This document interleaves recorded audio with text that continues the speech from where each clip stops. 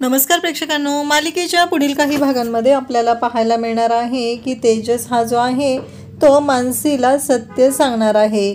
नक्की मानसीला सत्य कशा पद्धतीने सांगणार आहे आणि त्याच वेळी मानसीला जेव्हा कळणार आहे की निधीला विनीत आवडतो तेव्हा मात्र मानसीला खूप मोठा धक्का बसणार आहे आणि त्याचबरोबर मानसीला हा धक्का पचवणंही जड जाणार आहे आणि ती बेशुद्ध पडणार आहे।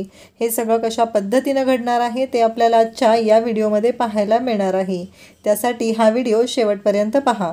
तर तेजस आणि मानसी दोघं जण होळीच्या दिवशी होळीची पूजा करत असतात आणि तेव्हा तेजसने ठरवलेलं असतं की मानसीला सत्य सांगायचं, परंतु इकडे आता घरात होळीची पूजा कोण करणार ह्यामध्ये आपण कॉम्पिटिशन घ्यायची असं ठरलेलं असतं आणि ती कॉम्पिटिशन कशा पद्धतीची असली पाहिजे त्यासाठी 2 ग्रुप केले जातात आणि जे ग्रुप केले जातात त्या ग्रुपनुसार ठरवलं जाणार असतं की कॉम्पिटिशन कशा पद्धतीनं होणार आहे।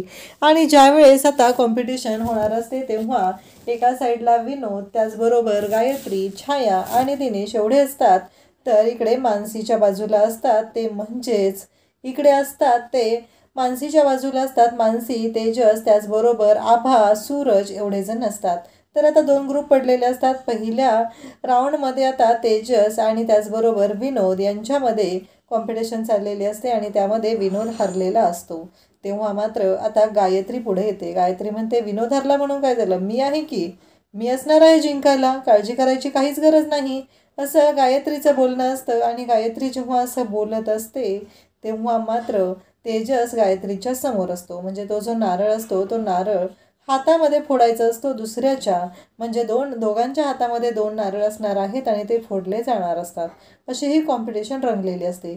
तर इकडे सुनंदाने सांगितलेलं असतं की काहीही झालं तरीही लग्नाला घरच्यांची परवानगी हवी आहे, त्यांच्याशिवाय काहीही उपयोग नाही असं सुनंदानं सांगितलेलं असतं। त्यामुळं आभाला मात्र टेन्शन आलेलं असतं, आभा टेन्शनमध्ये असते, परंतु सुनंदाने स्पष्ट गोष्टी सांगितलेल्या असतात आणि सुनंदाने हेही सांगितलेलं असतं की कोणत्याही परिस्थितीमध्ये जरी लग्न असलं तरीही घरातल्यांची परवानगीही असली पाहिजे। आणि त्याचबरोबर आपल्याला पाहायला मिळतं की आता गायत्री ही पदर खोचूनच तयार झालेली आहे, म्हणजे तिनं ठरवलेलं आहे की तेजसला मी आता हरवणार आहे। तेजसला हरवण्याच्या या नादामध्ये गायत्रीच्या लक्षातही येत नसतं की आपण ही कॉम्पिटिशन कशासाठी खेळतोय। तिला फक्त एवढंच आहे की आपल्याला पूजेचा मान मिळला पाहिजे, या घरातला मान मला मिळला पाहिजे, सत्ता माझ्या हाती राहिली पाहिजे, एवढंच तिच्या डोक्यात असतं आणि तिने ठरवलेलं असतं आणि त्यासाठी तिने ही कॉम्पिटिशन खेळायला घेतलेली असते। आणि तिचं म्हणणं असतं की काहीही झालं तरीही या स्पर्धेमध्ये मीच जिंकणार आहे। आणि मग आता तेजस आणि गायत्री हा सामना काही ते योग्य वाटत नाही, म्हणूनच आता मानसी तिथे येते आणि म्हणते, तेजस थांबा, सामना कसा बरोबरीचा झाला पाहिजे असं ती तेजसला सांगू लागते। आणि मग तेजसला म्हणते की हा जो सामना आहे तो बरोबरीचा होण्यासाठी मी या कॉम्पिटिशनमध्ये उतरणं गरजेचं आहे असं म्हणत त्या कॉम्पिटिशनमध्ये तिने उतरते आणि मग तो नारळ स्वतःच्या हातात घेतलेला आहे।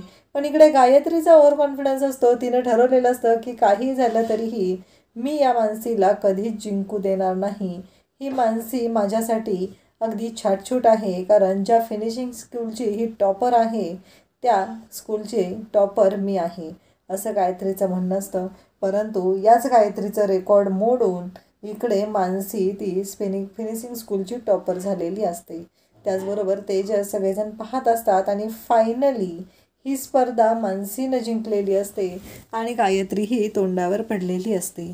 त्यासोबतच आपल्याला पाहायला मिळतं की आता होळीची पूजा सुरू झालेली असते। तेजस आणि मानसी दोघंही जोडीने पूजा करत असतात आणि ज्यावेळेस त्यांची पूजा सुरू असते त्यावेळेस एक गोष्ट मात्र घडते।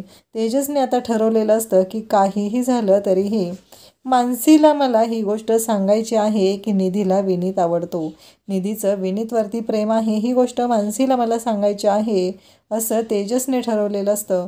आणि ज्या वेळेस तेजस मानसीला ही गोष्ट सांगायचा प्रयत्न करत असतो, मानसीला तो म्हणत असतो, तुम्हाला माहिती आहे का निधीला कोण आवडतं, त्या मुलाला तुम्हीही ओळखता आणि आईही ओळखतात असं म्हणता क्षणी इकडे मानसी म्हणते, कोण आहे तो? तेजसने अशी लोकेशन त्याचबरोबर जागा तर अशी बघितलेली आहे की या ठिकाणी आपण इतकी सिरियस गोष्ट मानसीला सांगणार आहोत, तिला तर प्रश्नच पडलेला असतो। परंतु तेजस मात्र त्याच्या मनात जे काही चालू आहे ते सांगण्यासाठी धडपडत असतो आणि तेजस मात्र म्हणत असतो की मला काही झालं तरी ही गोष्ट मानसीला सांगणं गरजेचं आहे. मग मानसीला सांगण्यासाठी तेजस तिथे मानसीकडे जातो आणि मानसीला सांगू लागतो. मानसीला म्हणतो की त्या मुलाला तुम्हीही ओळखता आणि आईही ओळखतात असं तो मानसीला सांगत असतो. तेव्हा मानसी म्हणते कोण आहे असा मुलगा तेजस? तेव्हा मात्र तेजसला धक्का बसतो. तेजस म्हणू लागतो की कोण आहे म्हणजे? आणि मग तेजस सांगतो की हो विनीत आहे. आणि ते ऐकल्यानंतर मानसीला जो धक्का बसलेला आहे तो खरंच खूप मोठा आहे. मानसी इकडे विचार करू लागलेली आहे. तिच्या डोक्यात प्रश्न सुरू आहेत आणि त्याचबरोबर आपल्याला पाहायला मिळतं की मानसी जेव्हा हे सगळं ऐकते तेव्हा तिला धक्का बसतो आणि तिला प्रश्न पडतो की आता करू काय? एकीकडे विनीत हा आवडतोय तो म्हणजे आभाला, आणि आभाला तर मी इथे शब्द देऊन बसलेले आहे की काही झालं तरी तुझं लग्न हे मी त्या विनीतबरोबरच लावणार आहे. पण आता मानसीला प्रश्न पडला आहे की आता करायचं काय? कारण आत्ता वाटतात तेवढ्या गोष्टी सोप्या नाहीत, कारण मानसीला या सगळ्यावरती मार्ग काढूनच पुढे आता गोष्टी कराव्या लागणार असतात. आणि मानसी तर इकडे धक्का बसलेला असतो. इकडे विनीत हा निधीला आवडतोय तर त्याचबरोबर इकडे विनीत हा आभालाही आवडतोय. त्यामुळं मानसीला मात्र प्रश्न पडलेला असतो आणि इकडे मानसीला तो धक्का सहनच होत नाही. त्या क्षणी तिला चक्कर यायला सुरुवात होते आणि मानसीला तेजस सावरत असतो. तरीही मानसीला तो धक्का काही सहन झालेला नसतो आणि मानसी मात्र पुढं जाते आणि त्याचवेळी तिला चक्कर येऊ लागते. आणि मानसीकडे तेजस मात्र पाहतच असतो, कारण त्यालाही प्रश्न पडलेला असतो. मी जे सांगितलेलं आहे ते अगदी योग्य आहे, निधीच्या बाबतीत सांगितलेलं आहे, पण मानसीसाठी प्रश्न मात्र मोठा होता. कारण मानसीच्या बाबतीत इकडे आता मानसीला कळतच नाही आहे की मी आभाला शब्द देऊन बसलेली आहे आणि आता इकडे मी कसा बहिणीचा म्हणजे निधीचा कसा अर्थ घालवू, निधीला कसं समजून सांगू, हा प्रश्न आता तिला पडलेला आहे. जर निधीला ते प्रेम निधीचं मिळवून दिलं तर यामध्ये आता हारणार असते ती मानसी, म्हणजे तिने नंदेला म्हणजे नात्याला न्याय दिला नाही. आणि त्याचबरोबर तिचं असं चाललेलं असतं की काहीही झालं तरीही विनीतचं कोणावरती प्रेम आहे ते आपल्याला बघावं लागणार आहे. इकडे मानसी आणि तेजस दोघेही एकमेकांना सावरत आहेत. मानसीची अवस्था तर बिकटच होत चाललेली आहे, परंतु काहीही झालं तरीही तेजसने आता ठरवलेलं आहे की विनीतच्या आणि आभाच्या लग्नाबद्दल बोलायचं आहे.